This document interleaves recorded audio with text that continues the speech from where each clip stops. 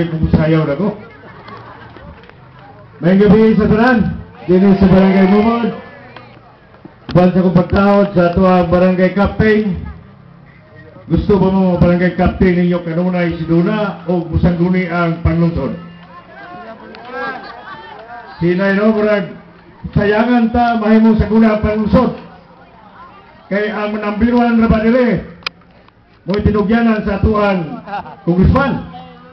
Pero ang Ginoo di mo sugot kaya na. Atong ibutan sa City Council. Doon na iyong Barangay Captain na ito sa Mabot. Mga Barangay Councils, Group Leaders, katauhan sa Mabot, mayong gabi uban sa Partido Nacionalista Party. Mayroon ko ninyo, salamat yun kayo sa inyong pag-anhi dili sa amuhang kampanya karon sa Partido Nacionalista Party. Salamat kayo sa inyong panahon.